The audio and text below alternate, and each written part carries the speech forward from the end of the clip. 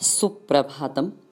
मूलतः तिरुचिरापल्ली के निवासी मेरे अप्पा एक बेहद संपन्न व्यापारी थे। सोने के खदान के वे तो मालिक थे, किंतु उनके मन में अव्याहत रूप से असंतोष की ज्वाला धधक रही थी। उनका तो बस एक ही अरमान था, भारत की स्वतंत्रता। वे स्वतंत्रता संग्राम के समर्थक थे। आजादी के आंदोलन में निर्विघ्न रूप से सहयोग देने के हेतु वे तिरुचिरापल्ली से रंगून में स्थानांतरित हो गए। अपार वैभव के स्वामी मेरे अप्पा का जीवन सूत्र था, हस्तस्य भूषणम दानम। 11 जनवरी 1927 को मेरा जन्म रंगून में हुआ और तब अप्पा का वैभव चरम पर था। सारे घर में खुशी का माहौल था। राज वैभव में मेरा जन्म हुआ, इसलिए मेरा नामकरण राजमणि किया गया।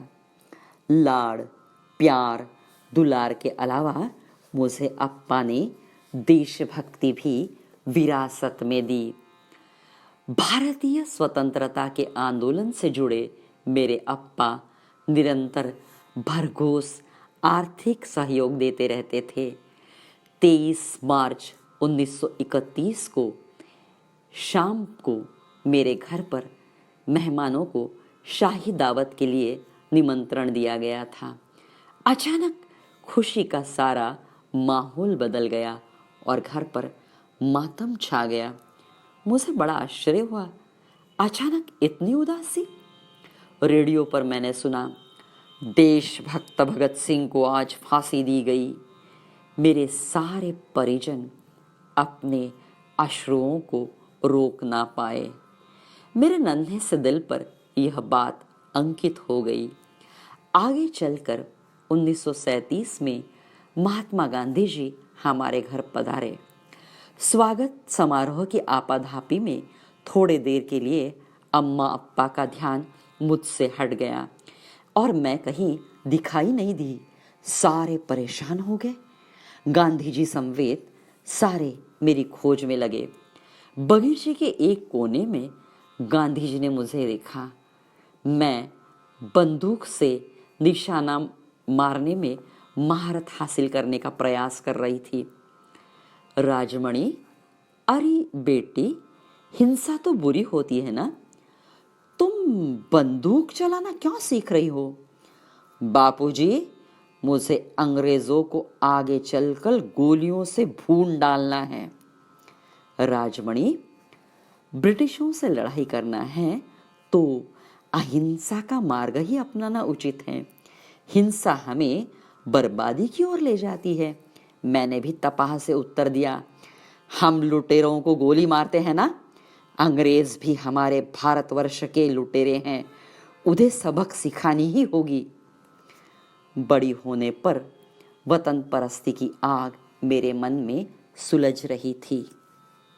अंग्रेजों की हुकूमत का जाहिर विरोध करने वाले, शहीद भगत सिंह जी की फांसी का खुलेआम निषेध करने वाले नेताजी सुभाष चंद्र बोस के जादू भरे व्यक्तित्व ने मुझे विशेष रूप से प्रभावित किया।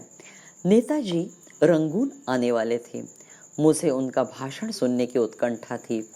विशाल जनसागर को वे संबोधित कर रहे थे। उनका अतुलनीय व्यक्तित्व, अमोघ वक्तृत्व, इन सब के कारण उनका प्रत्येक शब्द मेरे मनपटल पर अंकित हो रहा था। प्यारे स्वतंत्रता प्रेमी भारत रंगून वासियों, जिस ब्रिटेन के साम्राज्य पर कभी सूर्यास्त नहीं होता है ना, उसे परास्त करना बिल्कुल आसान है। जीवन समर्पण करने की सिद्धता हमारा स्वतंत्रता का मार्ग प्रशस्त करेगी। तुम मुझे खून दो और मैं तुम्हें आजादी दूंगा। जब इंडियन नेशनल आर्मी के लिए दान देने का नेताजी ने आह्वान किया तो मैंने अपने तमाम कीमती हीरे सोने के जेवर उनकी झोली में डाल दिए।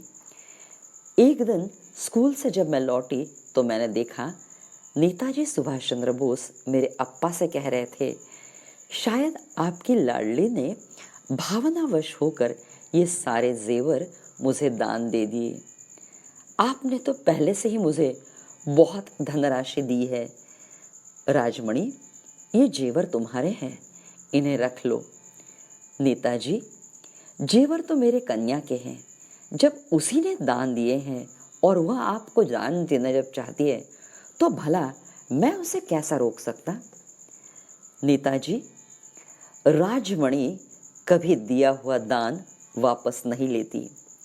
नेताजी ने मुझे बहुत आग्रह किया, तब मैंने एक शर्त रखी। नेताजी, मैं ये जेवर तभी स्वीकृत करूंगी जब आप मुझे इंडियन नेशनल आर्मी में प्रवेश दोगे।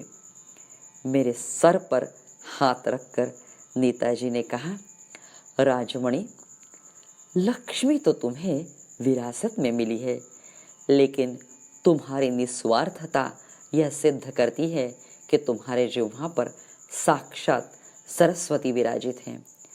आज से तुम सरस्वती राजमणि कहलाई जाओगी।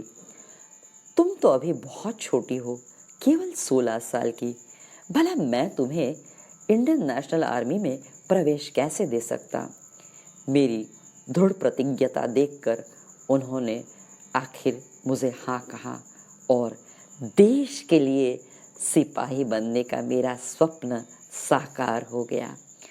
प्रारंभ में मुझे तो नर्सिंग का ट्रेनिंग दिया गया। मुझे तो प्रत्यक्ष युद्ध क्षेत्र में जाकर युद्ध करने की जिजीविषा थी।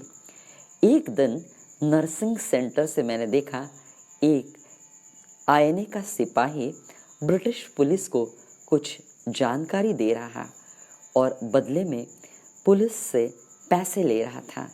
मैंने तुरंत नेताजी से जाकर वास्तव्य का कथन किया।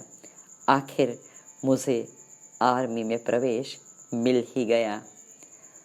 अनंत यातना सहन करने के बावजूद, अपना सब कुछ दांव पर लगाने के बाद भी गुमनाम रहने वाली रणरागिणी सरस्वती राजमणि को मेरा कोटि कोटि प्रणाम।